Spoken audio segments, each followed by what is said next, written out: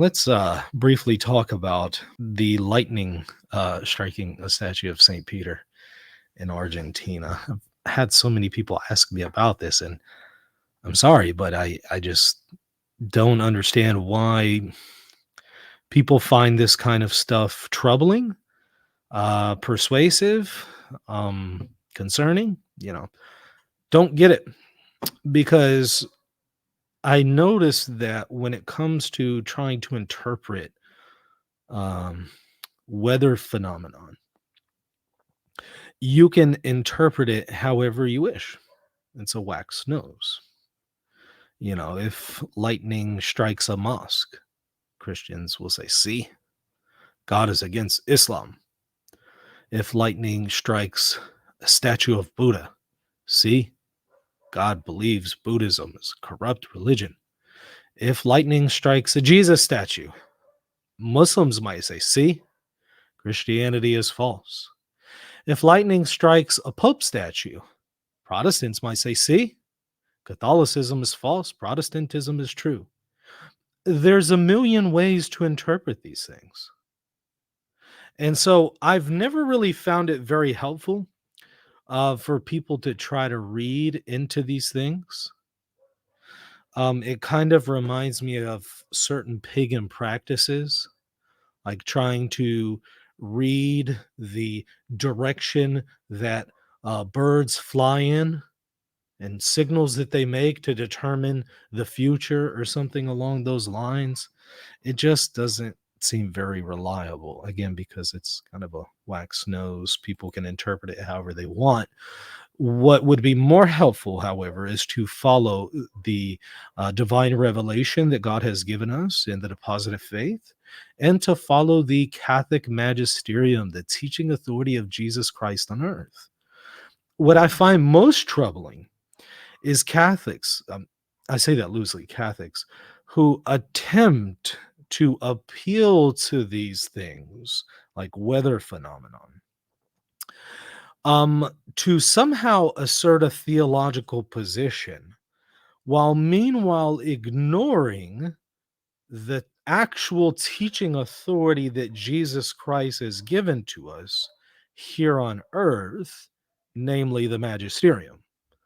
We go from that which is certain and that which is safe, and from relying on it, to now departing from that rule of faith to, I'm now going to somehow interpret this weather phenomenon and use that as a theological argument to argue over and against the actual rule of faith that Jesus Christ has given us.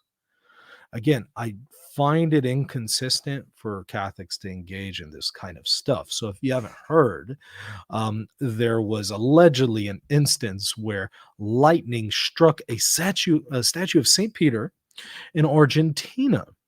And it seems, again, I haven't been able to verify this. I'm just going based on what people have presented as true or as what happened.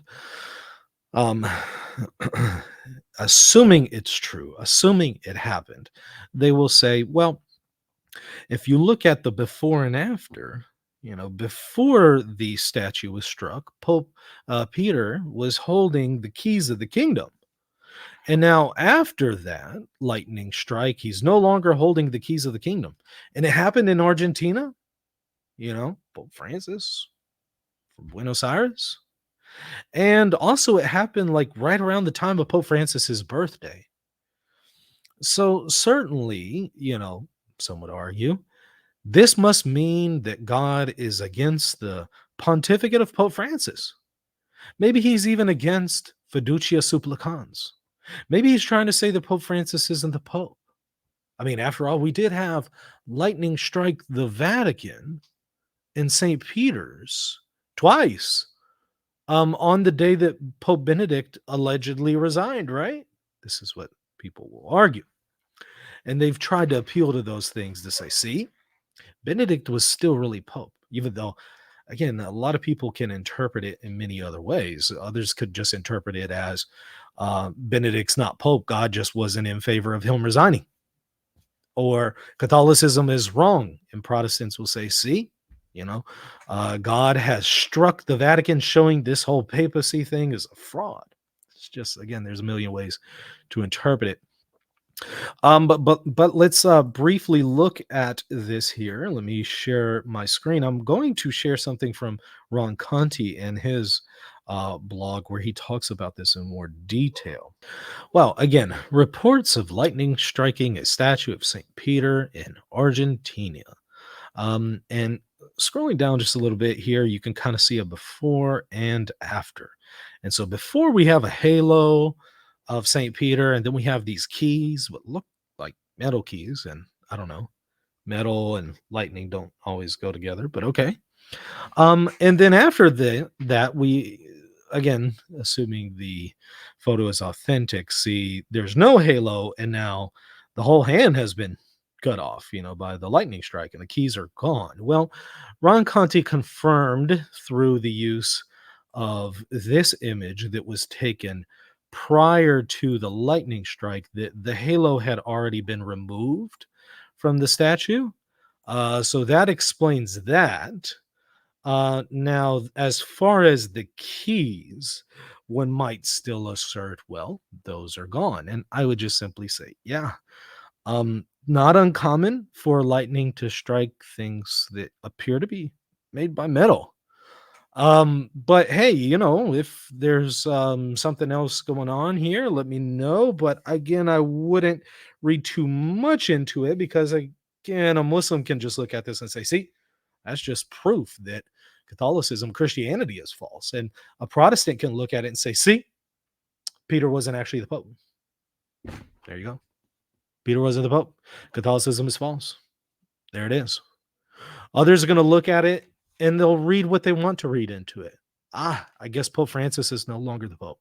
Or, I guess he was never Pope. Again, we can read this in any way that we want. And is that really wise?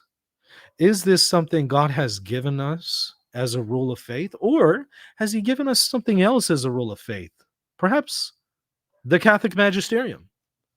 And the consensus of Catholic theologians that assert very clearly that the universal and peaceful acceptance of a pope and a pontificate surely indicates that that individual is pope, which is certainly the case in the case of Pope Francis. And so he was definitely pope, according to the rule of faith that we have. And then, moreover, I'll add, there's no reason to believe that he has somehow lost the papacy. Some have an opinion that popes automatically lose the papacy if they become a heretic. That is a position that I've argued against on this program. And I would note, not only is that just merely an opinion, it's also a recipe for disaster. Um, Aside from the fact that it conflicts with the Eighth Ecumenical Council, I would just point out that if you adopted that view, then you're making yourself the ultimate um, person who determines whether or not the Pope is still the Pope, because now you're the one determining whether or not he has been guilty of heresy and automatically lost the papacy, which is, again, a recipe for disaster whenever you make yourself your own Pope and you do something like this. So I didn't find this very convincing, and I do think that Ron Conti brought up a very interesting uh, point from sacred scripture that I'll read from Numbers 16:28 through 29. And Moses said, by this shall you know that the Lord had sent me to do all that you discern, and that I have not brought these things out of my own heart. So how are we going to know that what Moses is saying is true? If these men pass away by the common death of men, or if they will be visited by a scourge of a kind of which others are often visited, then the Lord did not send me. But if the Lord accomplishes something new, so that the earth opens its mouth and swallows them whole, along with everything that belongs to them, and they descend alive into the underworld, then you shall know that they have blasphemed the Lord. And so the point here is that Moses wants to say, look, the way you really validate this message is not by appealing to everyday things. weather phenomenon, or some kind of typical scourge or a common way of dying. That doesn't really validate anything because there's nothing exceptional there. And yeah, lightning striking a statue that appears to be holding metal doesn't really seem that exceptional. um but if there really is something that God is trying to get your attention for, he's going to give you a more grandiose sign, something that is not uh, something that can be merely confused with common weather phenomenon. Um, so again, I don't find it very productive to make these appeals because it is a wax nose, and I would suspect anybody who promotes this as validation for a theological position. And yeah, I wouldn't have my faith disturbed or shaken by these things. And I would caution people from in the future trying to seek these um, signs from God to determine what his will is over and against the actual rule of faith that he has given us. It's kind of as if we're chasing around for answers from everywhere except the one place that God has given us answers, and that's the magisterium. You know why we're looking everywhere except the magisterium? Because we have a problem with the magisterium, because we're fighting against the magisterium in some cases, because we no longer trust the magisterium. And I would say, bingo, that's it. That's the deeper problem. And I think that problem needs to be addressed. Hey, thanks for watching. If you want to see the full video, go to the link in the description. And also, while you're at it, hit the subscribe button. God bless. Are you a Catholic thinking about converting to Eastern Orthodoxy? Or are you a Protestant discerning whether or not to become Catholic or Eastern Orthodox? If so, I have the book just for you. It's called Answering Orthodoxy, and engages all of the arguments that Eastern Orthodox use against the Catholic Church. I respond to all of them. I show that they are in error, and in fact, they're inconsistent, because the things that Orthodox are objecting to are in fact found in their own tradition. So the fullness of the faith can only be found in the Catholic Church. Check out the book right now at shop.catholic.com for your copy today.